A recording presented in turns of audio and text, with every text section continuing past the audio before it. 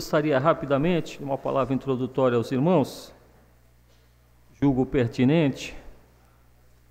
Carta aos Hebreus, no seu capítulo número 10, os irmãos puderem acompanhar a leitura. Carta aos Hebreus, no seu capítulo número 10. A carta aos Hebreus é de autoria desconhecida, não se há uma comprovação exata de quem seria o autor, mas nós sabemos que é uma palavra inspirada, porque toda a Bíblia, toda a palavra é divinamente inspirada para nos dar a orientação necessária e entendimento para que nós possamos entender um pouco mais da palavra do Senhor. A carta aos Hebreus, no seu capítulo 10, vejamos aqui do versículo 23 até o 25, 3 versículos apenas. Diz assim: retenhamos firmes a confissão da nossa esperança, porque fiel é o que prometeu, e consideremo-nos uns aos outros para nos estimularmos ao amor e às boas obras, não deixando a nossa congregação, como é costume de alguns, antes admoestando-nos uns aos outros, e tanto mais quando vedes que vai se aproximando aquele dia. Amém, glória a Deus. Então nós vemos nessa pequena narrativa, nesses 3 versículos, a palavra do Senhor nos orientando no sentido daquilo que nós devemos fazer, daquilo que nós devemos sentir, a questão da frequência na igreja. Então, o que nós entendemos através desses 3 versículos? A importância de nós estarmos na presença, na casa do Senhor. Aqui fala, ainda mais quando vai se aproximando aquele dia. Que dia seria esse? Esse dia é a volta de nosso Senhor Jesus Cristo. Então nós estamos aqui nesta noite, nós estamos mais e mais nos preparando para aquele dia. Então aqui, de uma maneira sucinta, a carta nesses versículos, ela fala da questão do encorajamento, ou seja, o encorajamento mútuo, não deixando a nossa congregação como é costume de alguns, mas antes admoestando, ou seja, advertindo-nos uns aos outros que nós devemos estar na igreja. Nós podemos dizer que a igreja do Senhor é uma fábrica de Cristo, uma fábrica onde Cristo é o nosso gestor. Então nós somos os funcionários dessa fábrica, e como funcionários dessa fábrica nós temos que estar atuantes na fábrica do Senhor. Assim como nós temos as nossas obrigações seculares com os nossos empregos e nós assim cumprimos, nós também temos que cumprir com relação ao nosso Senhor Jesus Cristo e à sua igreja. Então a igreja, ela é o que? Ela é uma escola de instrução religiosa, e todos os seus alunos, eles devem ser membros fiéis. Então cada um de nós aqui nesta noite, nós estamos como se estivéssemos sentados nos bancos escolares, buscando um pouco mais de conhecimento da palavra de Deus, para que dessa maneira a fé que nós temos, a palavra nos fala que a fé vem por ouvir e ouvir a palavra do Senhor. Essa fé, ela seja aumentada, essa fé seja alicerçada, abalizada nos conhecimentos que a palavra assim nos dá. Nós podemos dizer que a igreja, se nós pensássemos assim numa questão de navegação, os irmãos sabem que a navegação, ela tem as cartas náuticas, mas quando chega perto da costa marítima, quando chega perto dos portos, da parte da costa marítima, como nós vemos aqui em Santos, as embarcações elas seguem o farol. Então a igreja é o quê? A igreja é um farol para Cristo. Cristo quer se aproximar e ele precisa ter esse farol. Esse farol somos nós. A igreja é o farol de Cristo, onde ali se reúnem as pessoas em busca do quê? Em busca da santidade. Hoje uma das irmãs me perguntou, durante o estudo bíblico ali na entrada, a questão de ser santos, né? Nós vimos, a maioria de nós vimos de uma tradição católica, onde fala que o santo é algo divino, algo que foi separado porque é santo. Então santo é diferente de cada um de nós. Então quando nós falamos que nós somos santos, as pessoas acham, o mundo fala assim, olha, eu não sou santo. E a gente acaba indo nessa daí, ó. Eu também não sou santo não, viu, meus irmãos? Eu não sou santo. Quem de nós já não falou isso? Olha, eu não sou santo. É santo sim, meu querido, é santo, porque santo é separado. Você é separado para a obra do Senhor. Então você está aqui nessa noite, na casa do Senhor, porque você é santo. Você foi separado do mundo. A palavra igreja, ela tem uma conotação de explicação que gera até quase que um pleonasmo na língua portuguesa, reunião dos saídos para fora. Saídos para fora, entrados para dentro, né? Então começa assim um pleonasmo. As pessoas às vezes não têm esse entendimento. O que é saídos para fora? Saiu do mundo. e veio para dentro da igreja. Então esse sair para fora te torna o quê? Santo. Então se você é santo, quando Pedro fala, sede santos porque eu sou santo, não é Pedro que é santo, o santo é o Senhor. Mas Pedro também é santo igual nós, um santo pecador. Já a santidade do Senhor é uma santidade excelsa, é uma santidade única, a única que não tem pecado. Deus é a própria santidade em si. Então nós somos o quê? Nós somos herdeiros, nós somos contaminados através da santidade do Senhor, nós nos tornamos santos nesse sentido. Então o fato de nós estarmos na casa do Senhor é algo que nós não podemos deixar em segundo plano. Uma outra coisa que eu gostaria de enfatizar nesse sentido, e que muitas vezes nós pedimos perdão pelos nossos pecados, mas eu particularmente, eu também me coloco nesse meio, eu nunca vi ninguém fazer uma oração e pedir perdão por não estar na casa do Senhor. Perdão, Senhor, por eu não ter vindo na sua casa. Perdão, Senhor, por eu não ter participado dos cultos quando deveria participar. A maioria de nós não faz essa oração. Eu me coloco nesse ponto também. Mas eu tenho um atenuante, que dificilmente eu não estou nos cultos. Então, talvez não tivesse necessidade de fazer essa oração. Mas é algo que nós devemos ter em conta isso, porque negligenciar a presença na casa do Senhor também não deixa de ser pecado. E quando nós falamos negligenciar a presença na casa do Senhor, nós estamos falando de uma presença regular. Ontem nós tivemos aqui um culto de ceia do Senhor, e com muita alegria nós vemos a igreja cheia, muita alegria, isso muitos nos alegra, mas muito nos entristece quando nós só vemos o irmão na ceia. Parece que o irmão só tem a ceia do Senhor para ele vir, e nós temos toda uma frequência regular nos nossos cultos. Então que nós tenhamos esse discernimento, que o autor aqui da carta aos Hebreus fala, para os hebreus naquela época, e fala para cada um de nós hoje, que nós não negligenciemos a nossa obrigação, a nossa postura de como os cristãos estamos na casa do Senhor. A casa do Senhor é o farol de Cristo.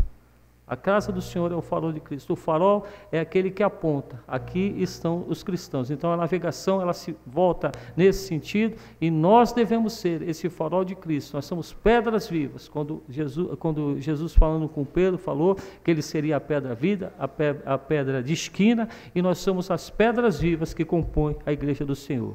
Uma igreja não teria o seu propósito, não cumpriria o seu propósito se aqui só tivessem bancos. A igreja cumpre o seu propósito, por quê? Porque aqui existem pessoas que precisam do auxílio, precisam da graça e da misericórdia do Senhor, aceitaram a nosso Senhor Jesus Cristo e estão aqui nessa noite para adorá-lo. Então que Deus te abençoe. Podemos assim falar como quando Jesus falou de Marta e Maria, eu sempre gosto de falar, todos nós aqui somos as Marias, escolhemos a melhor parte. Marta, Marta, muito te afliges, mas Maria escolheu a melhor parte. Então você está aqui nesta noite porque você escolheu a melhor parte, e Deus há de te abençoar, Deus há de falar no teu coração, o Espírito Santo há de abrir o teu entendimento, e você sairá daqui desta noite fortalecido na fé que tem em nosso Senhor Jesus Cristo. E nós cremos no Senhor, cremos no poder do Espírito Santo, que se houver alguma pessoa aqui nesta noite que ainda não conhece o nosso Senhor Jesus Cristo, ainda não aceitou o nosso Senhor Jesus Cristo, através das palavras, através dos louvores que aqui entoaremos nessa noite, o seu coração será tocado, o Espírito Santo agir nessa vida, e essa vida há de aceitar o nosso Senhor Jesus Cristo, e haverá festa no céu, porque um pecador arrependido se redimiu. Amém? Que Deus abençoe a todos os irmãos, com alegria, encha o seu pulmão de ar, solte a sua voz, e com alegria vamos louvar ao Senhor. Amém?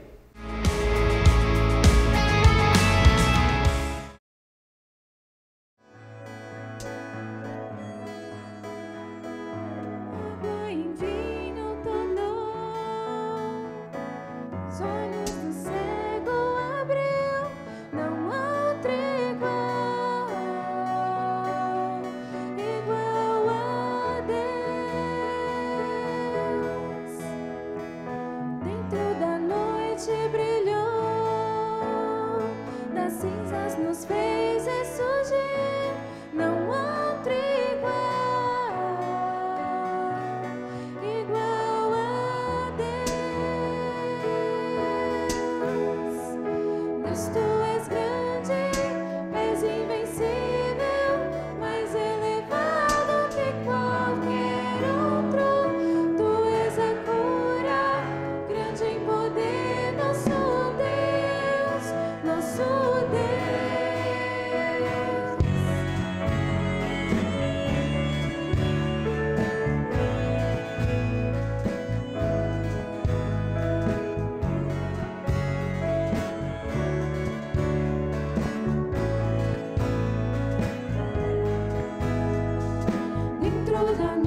noite brilhou, das cinzas nos fez ressurgir.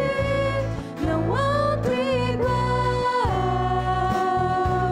igual a Deus. Deus, tu és grande, és invencível, mais elevado que qualquer outro.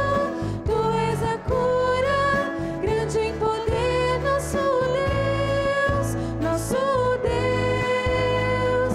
Deus, tu és grande, és invencível, mais elevado que qualquer outro. Tu és a cura, grande em poder, nosso Deus, nosso Deus. Se Deus está conosco, quem pode nos deter? Se Deus está conosco, não há o que temer. Se Deus está conosco, quem pode nos deter? Se Deus está conosco, não há o que temer.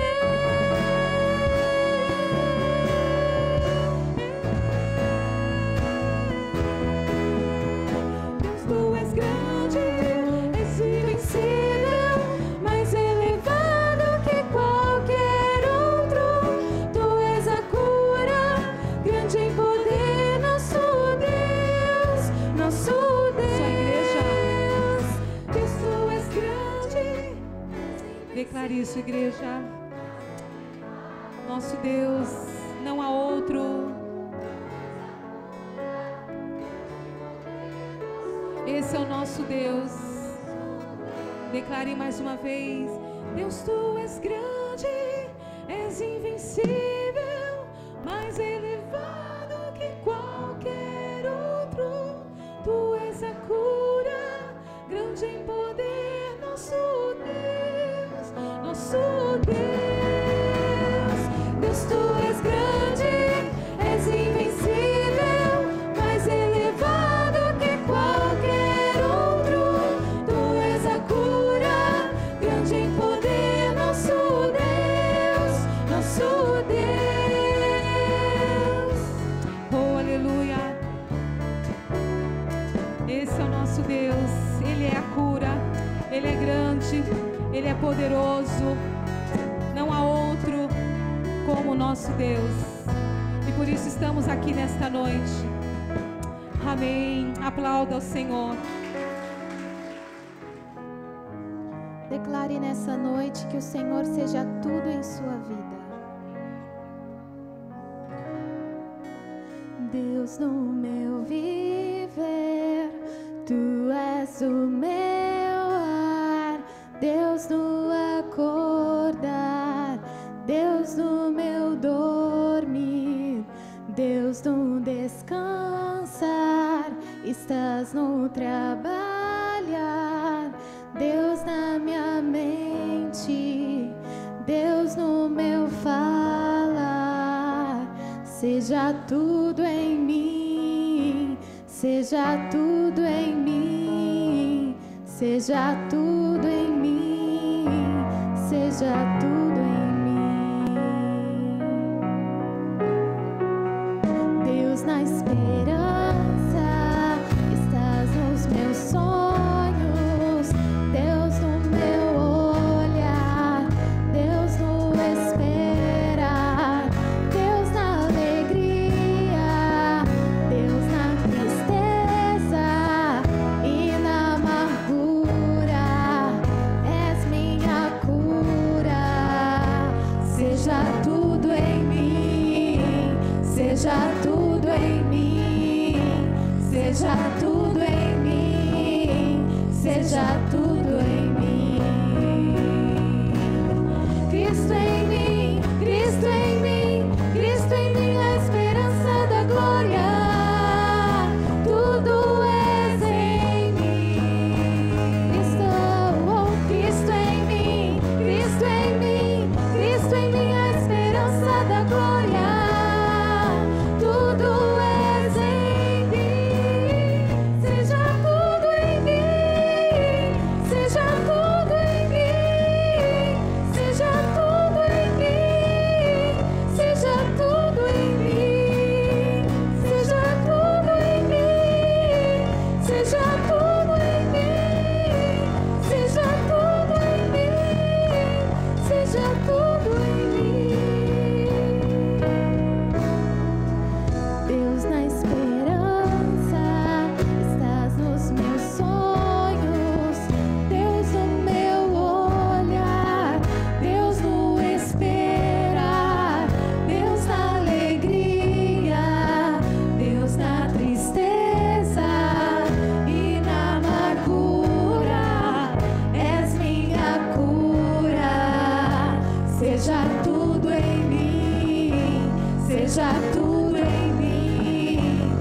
seja tudo em mim, seja tudo em mim.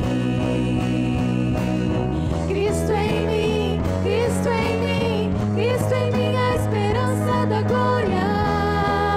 Tudo és em mim, Cristo, oh, Cristo em mim, Cristo em mim, Cristo em mim, a esperança da glória. Tudo és em mim, seja tudo em mim, seja tudo em mim, seja tudo em mim, seja tudo em mim, seja tudo em mim, seja tudo em mim, seja tudo em mim, seja tudo em mim. Que essa seja a sua oração nessa noite. Que o Senhor seja tudo, tudo, tudo em sua vida. Que Ele esteja no teu olhar, que Ele esteja nas tuas atitudes, que Ele esteja nos teus pensamentos. Que você possa declarar verdadeiramente para o Senhor: seja tudo em mim, Pai. Seja tudo, tudo em minha vida. Declare: seja tudo em mim, seja tudo em mim, seja tudo em mim, seja tudo em mim, seja tudo em mim, seja Senhor, tudo em nossas vidas, Deus. Seja tudo em mim, seja tudo em mim.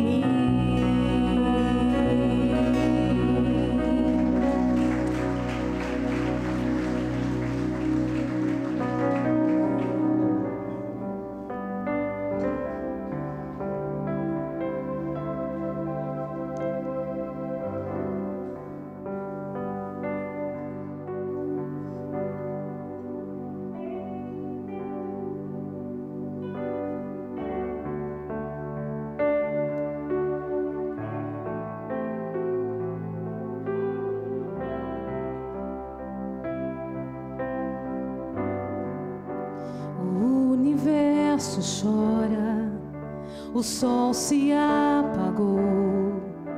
Ali estava morto o Salvador.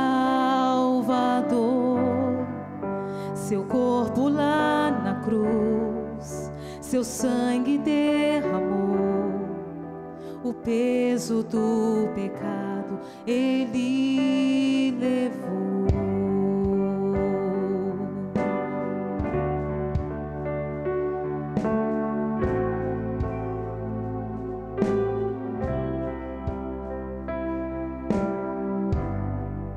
Deus Pai o abandonou, cessou seu respirar.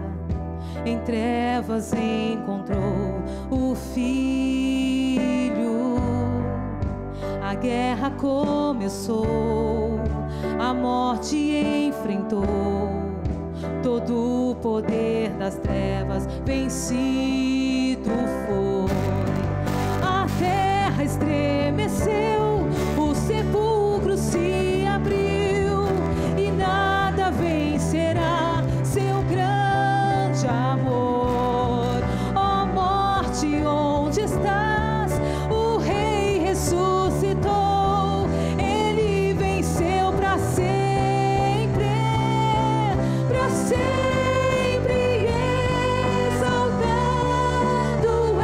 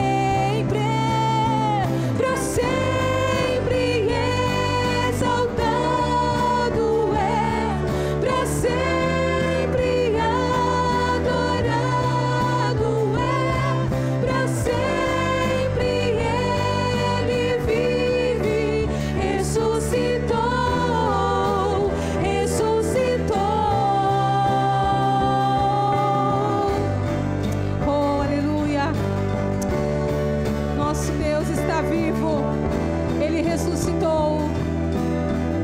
Ele voltará, que possamos estar preparados para este grande dia. O seu sacrifício naquela cruz não foi em vão, por cada um de nós nesta noite. Oh, aleluia. Cantamos aleluia, cantamos aleluia, cantamos aleluia. O Cordeiro venceu.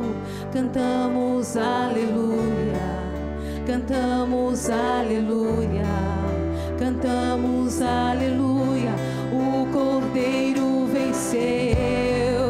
Cantamos aleluia, cantamos aleluia, cantamos aleluia. O Cordeiro venceu. Cantamos aleluia, cantamos aleluia, cantamos aleluia. O Cordeiro venceu.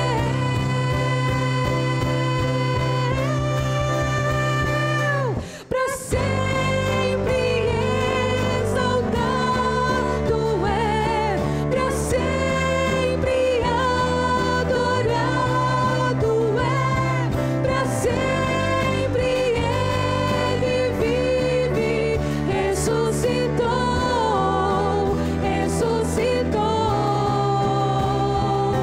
Para sempre exaltado é, para sempre adorado é, para sempre ele vive, ressuscitou, ressuscitou.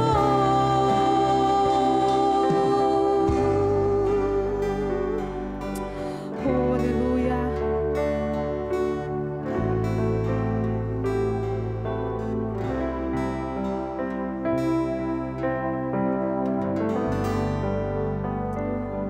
Amém. Aleluia.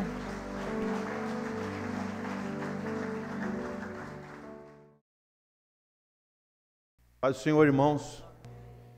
Gostaria de meditar no Antigo Testamento, Isaías, profeta Isaías, o profeta messiânico, capítulo 45. Vamos voltar um pouco à história humana e particularmente à história de Israel. Isaías 45, verso 22, nos fala o olhar que vivifica. Isaías 45, 22 diz: Olhai para mim e sereis salvos, vós, todos os termos da terra. Essa palavra também, em outras traduções, diz todos os limites da terra. Porque eu sou Deus e não há outro. Que a graça do Senhor continue sobre nós. Amém. Esse texto está dentro de um contexto do capítulo 45, onde um personagem chamado Ciro, o imperador persa, o Império Persa dominou o mundo durante 2 séculos. E Israel estava no cativeiro babilônio, a grande Babilônia. E Ciro, no verso 1 desse capítulo, ele é considerado por Deus como meu pastor, meu ungido. Como Deus interfere na história humana. E Ciro, então, ele fez um decreto em que permitiu que o povo de Israel voltasse para Jerusalém, para a terra prometida. E lá eles fossem reconstruído o seu templo, o seu ofício religioso e a sua nação. E dessa maneira existe um diálogo aqui nesse capítulo 45 que nos mostram a presença de Deus fazendo um relato, uma refutação de que, como diz aqui no verso 20 desse capítulo, congregai-vos e vinde, chegai-vos junto, vós que escapastes das nações, nada sabem os que conduzem em procissão as suas imagens de esculturas, feitas de madeira, e rogam a um Deus que não pode salvar. Então, as nações têm os seus deuses, as nações têm as suas alianças, as nações têm as suas religiões, as nações têm as suas filosofias. E aqui Deus está dizendo que nada, e rogam a um Deus que nada pode salvar. E ele diz então no verso 21, anunciai e chegai-vos, e tomai conselho todos juntos. Quem fez ouvir isso desde a antiguidade? Quem desde então o anunciou? Porventura não sou eu, o Senhor? Então Deus se apresenta. Nos versos 9 diz, falando uma comparação do ser humano com um caco de barro que nós somos, e diz assim, ai daquele que contende com o seu Criador, caco entre outros cacos de barro, porventura dirá o barro ao que o formou, que fazes? Como que nós podemos dizer para Deus alguma coisa? Ou a tua obra não tens mãos? Ai daquele que diz ao pai, que é o que geras? E a mulher, que dás tu à luz? Então são partes misteriosas que nós, de uma certa forma, estamos no contexto da humanidade. Por que estamos aqui? Para que viemos? Qual a finalidade da nossa existência? Então são perguntas que nos mostram, e Deus aqui, Ele quer mostrar isso para toda Israel e especialmente para todas as nações, porque Deus está tratando da nação. E o que Deus vai fazer através deste imperador Ciro, promovendo uma espécie de libertação do povo de Israel do cativeiro, tem uma aplicação espiritual também para as nossas vidas, quando Deus nos dá essa libertação do mundo, do pecado, das coisas que nos influenciam de uma certa forma e nos afastam de Deus. Então, é uma libertação que Deus operou através da nação de Israel e também que Deus opera nas nossas vidas. E nesse versículo que nós observamos aqui no verso 22, a palavra olhai tem uma referência para Deus. E o que significa isso? Por que devemos olhar para Deus?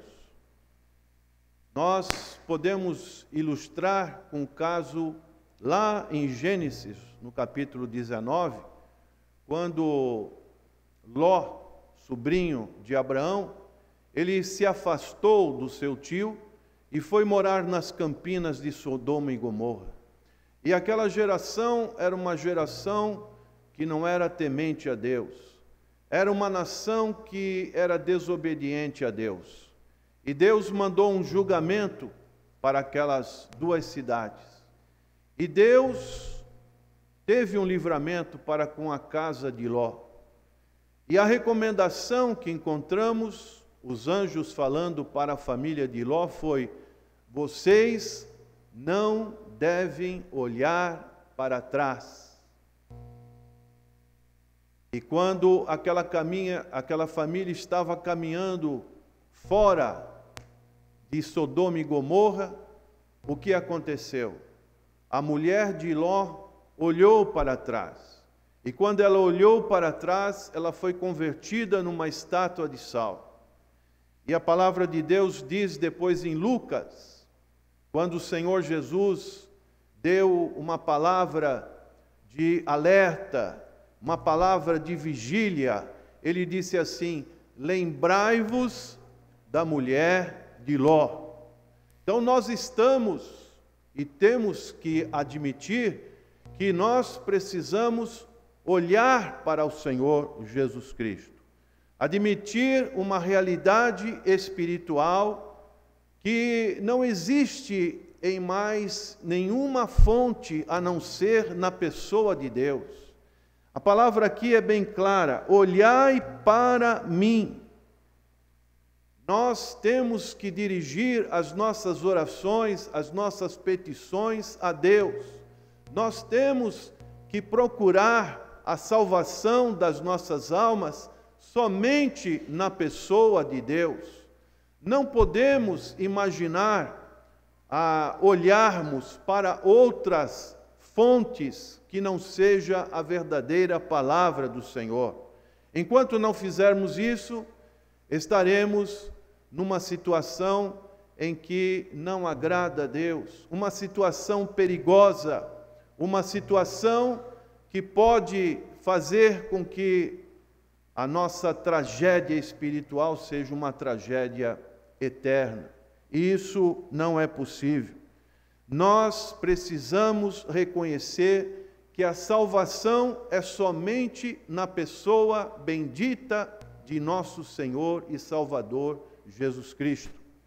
O autor aos Hebreus, capítulo 12, verso 2, ele diz assim: olhando firmemente para o autor e consumador da nossa fé.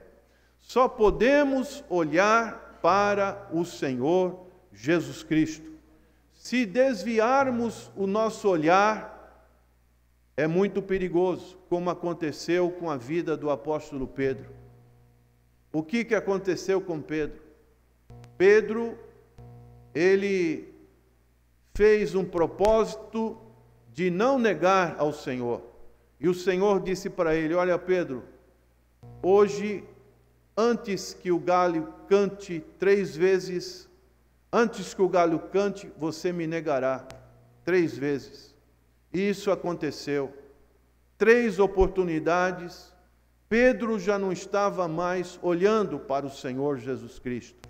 E o que aconteceu? Ele negou o Senhor Jesus Cristo. E quando ele negou o Senhor Jesus Cristo pela 3ª vez, o Senhor Jesus, diante de todas aquelas pessoas, na casa de Anás, na casa de Caifás, o Senhor virou e olhou para Pedro. E aquele olhar do Senhor Jesus Cristo foi um olhar que Pedro saiu dali, e a Bíblia fala que ele foi chorar copiosamente. Meu irmão, meu prezado convidado nesta noite, a palavra de Deus diz: olhai para o Senhor Jesus Cristo. Para que aspecto da salvação nós devemos olhar? Esse aspecto, ele deve ser do começo ao fim, porque a salvação é um processo, é algo que se inicia no dia em que nós cremos na obra e na pessoa do Senhor Jesus Cristo. E quando isso ocorre nas nossas vidas, existe um ato que é a justificação. Nós somos justificados não pelas nossas justiça, nem pelas nossas obras, o que nós somos, o que fomos no passado, mas é um ato, um decreto da parte de Deus que nós estamos justificados na justiça de Deus em Cristo Jesus. Porque Deus é justo e justificador daquele que chega a Ele e reconhece que é um pecador e que precisa da graça de Deus. Dessa maneira, inicia-se um processo.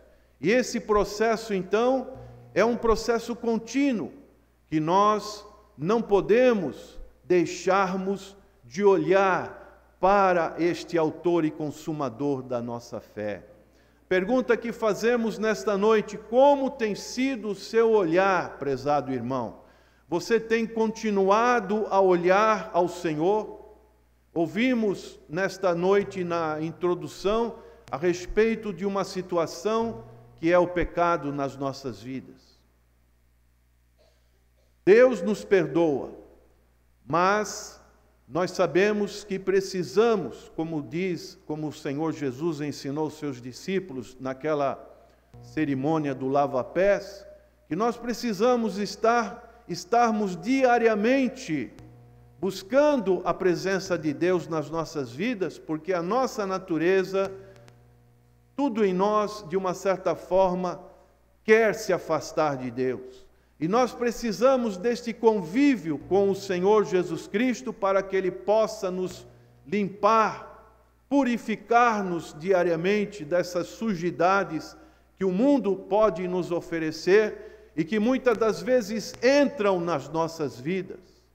E dessa maneira, há necessidade de nós olharmos para o Senhor Jesus Cristo, olharmos para o seu perdão, você que é um convidado nesta noite, olhar que o Senhor Jesus Cristo é aquele que pode oferecer com que haja na sua vida o arrependimento, que haja na sua vida a fé, que haja na sua vida a iluminação do Espírito Santo de Deus, para que você abra o seu entendimento e reconheça que somente Jesus Cristo pode conceder essa graça, a maravilhosa graça do perdão dos nossos pecados.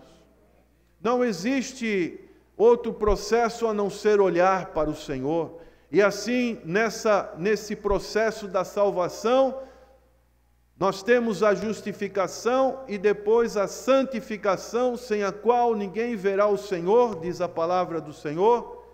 Nós temos esse processo contínuo de estarmos olhando ao Senhor Jesus Cristo, de estarmos recebendo os frutos deste olhar, desta convivência, recebendo os dons para que nós possamos ser pessoas que o Senhor nos entrega talentos, e esses talentos não ficam simplesmente escondidos, mas sejam talentos que possam angariar outros talentos, outras vidas, outros limites nas nossas vidas, e assim o reino de Deus ser estabelecido e ser crescido.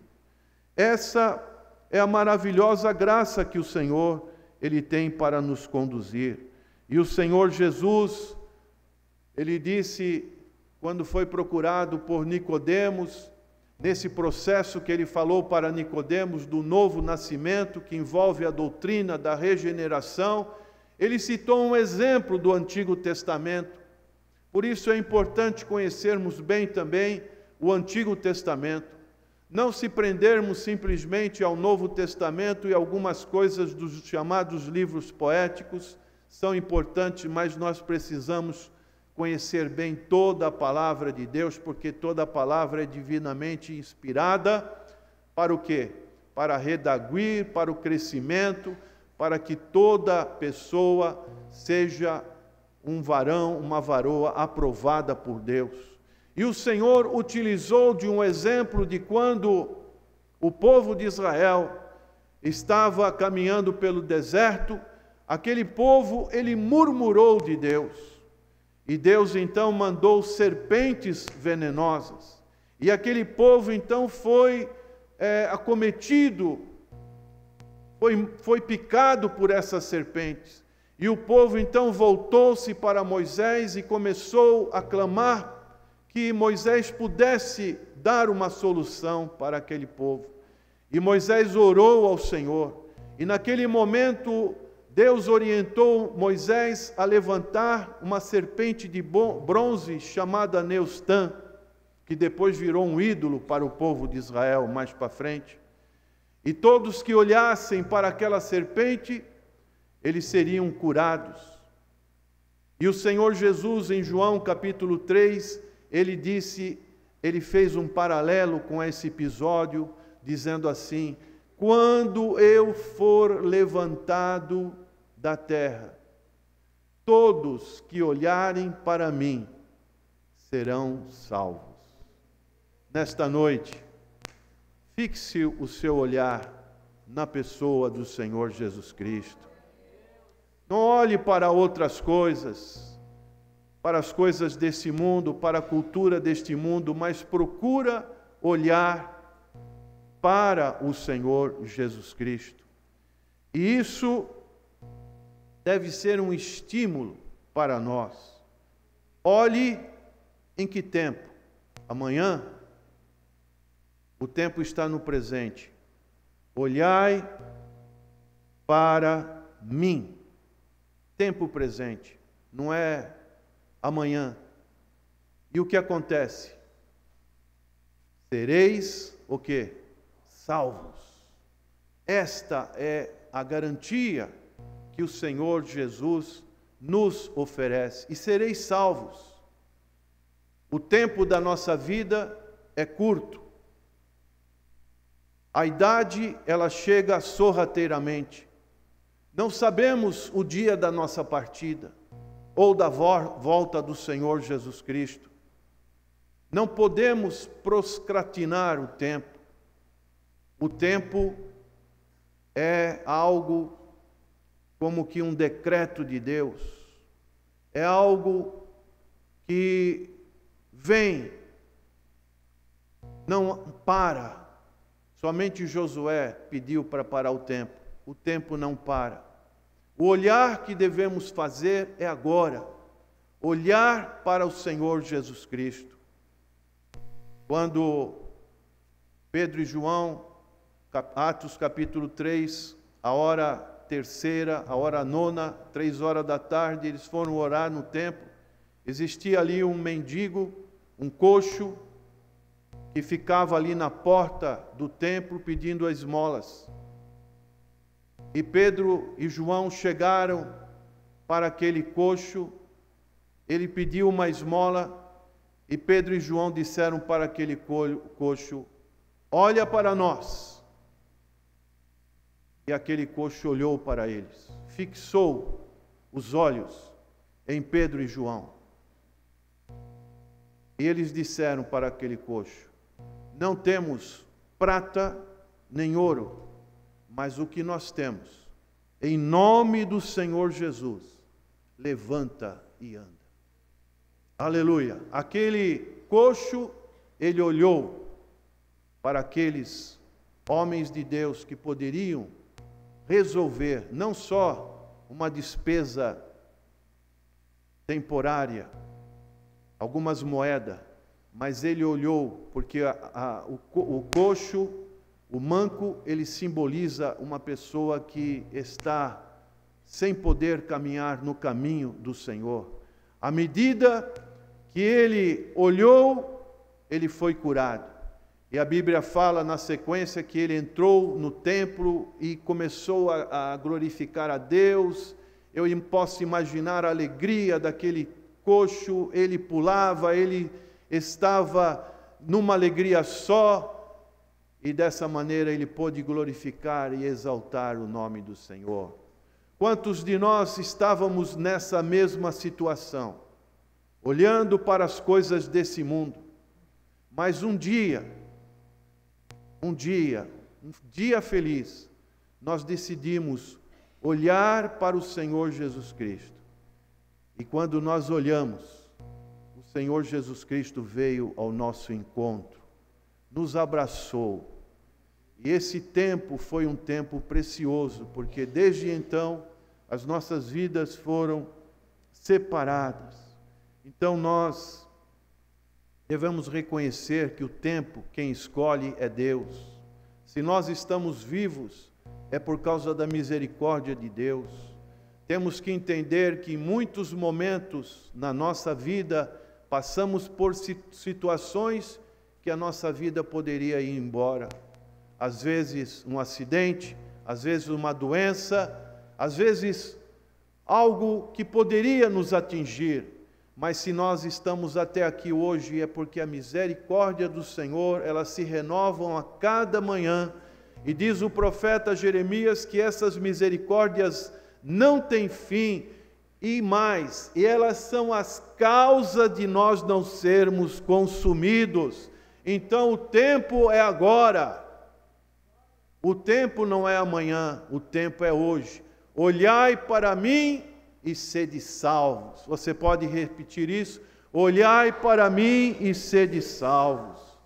Eu queria também ler um outro texto que está em Apocalipse, capítulo 1, verso 3, que diz assim: Bem-aventurado aquele que lê, e os que ouvem as palavras desta profecia, e guardam as coisas que nela estão escritas, porque o tempo está próximo.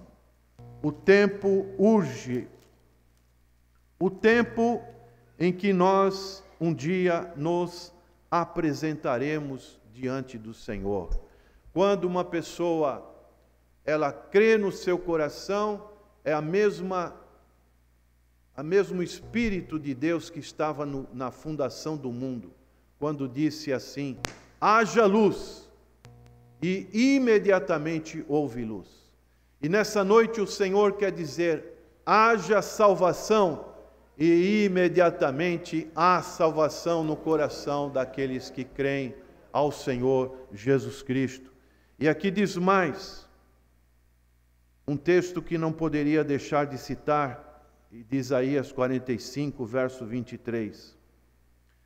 Por mim mesmo tenho jurado, palavras de Deus, saiu da minha boca a palavra de justiça, e não tornará atrás, que diante de mim se dobrará todo o joelho, e por mim jurará toda a língua. Louvado seja o nome do Senhor. Um dia, já estamos dobrando os nossos joelhos. Romanos capítulo 14, verso 11, Paulo repete esse versículo de Isaías 45. E depois ele vai repetir em Filipenses capítulo 2, quando ele fala do esvaziamento do Senhor Jesus Cristo, deixando a sua glória para tomar a forma humana. Ele vai dizer na sua conclusão que um dia todo joelho, céus e na terra, se dobrarão ao Senhor Jesus Cristo. Não é melhor se dobrar agora? Voluntariamente reconhecendo que Ele é Senhor, que Ele é Salvador, que Ele veio a este mundo para cumprir com esta missão de salvação, do que amanhã ou depois, no tempo futuro, quando Ele vai vir como juiz, aí nós vamos ter que dobrar os nossos joelhos de uma maneira involuntária. Vamos ter que fazer isso se não aceitamos o Senhor Jesus Cristo. Existe um hino e um louvor que diz assim: olhai para o Cordeiro de Deus. Não é isso, maestro? Olhai para o Cordeiro de Deus. Nessa noite, será que tem alguém que ainda não olhou para o Senhor Jesus Cristo? E nessa noite quer olhar para o Senhor Jesus Cristo. É o único que pode salvá-lo. É o que diz a palavra: olhai para mim e sereis salvos. Se tem alguém que ainda não olhou para o Senhor Jesus Cristo, que nos visita, levante a sua mão. Nós vamos estar orando por você nessa noite, suplicando a ação de Deus na sua vida, para que você, a partir de hoje, não desvie o seu olhar nem para a direita, nem para a esquerda, nem pare de olhar para o Senhor Jesus Cristo, nem olhe para trás, mas que você olhe continuamente para o Senhor Jesus Cristo, porque Ele é autor e consumador da nossa fé. Talvez tenha pessoas que deixaram de olhar, por um período, olharam para outras coisas desse mundo. O mundo é muito convidativo, o mundo tem muitas ilusões, o mundo tem muitas vitrines, o mundo tem muitos atrativos, O mundo tem muito lazer. E nós, nesses lazeres todos que o mundo nos oferece, perdemos, num determinado momento, o desejo de olhar para Deus. Às vezes, somente no momento de infortúnio nas nossas vidas, um momento de doença, um momento de dor, um momento de partida, nós queremos olhar para o Senhor Jesus Cristo. Mas como é bom quando nós podemos olhar, quando o Senhor olha para nós. E o Senhor nessa noite está olhando para cada um de nós. É um olhar meigo, é um olhar de convite, é um olhar de perdão, é um olhar de reconduzir você a este caminho que somente Jesus, Ele pode dar para que possamos seguir. Será que nós conseguimos cantar o coro deste hino? É um hino muito bonito, da harpa cristã. Os irmãos que sabem, vamos ficar de pé e vamos cantar com bastante alegria.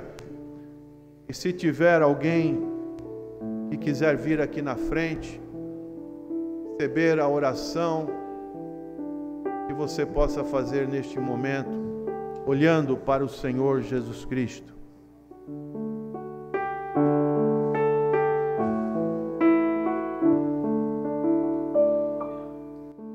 Olhai para o Cordeiro de Deus, olhai para o Cordeiro de Deus, porque só Ele vos pode salvar. Olhai para o Cordeiro de Deus. Mais uma vez, olhai para o Cordeiro de Deus, olhai para o Cordeiro de Deus, Porque só Ele vos pode salvar. Olhai para o Cordeiro de Deus.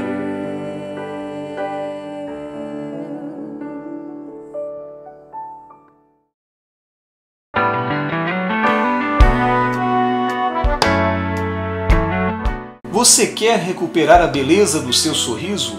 Estão faltando dentes em sua boca? Sua prótese não está mais funcionando?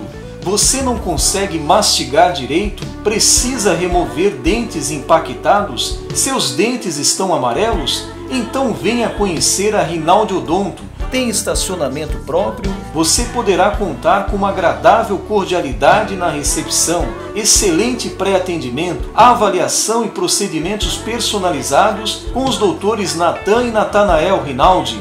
Processos de implantes, extrações e cirurgias são feitas com aparelhos de última geração. Nossa satisfação aqui na Rinaldi Odonto é ver você feliz, com seu sorriso sempre bonito e saudável. Venha conhecer as nossas clínicas. Acesse www.rinaldiodonto.com.br.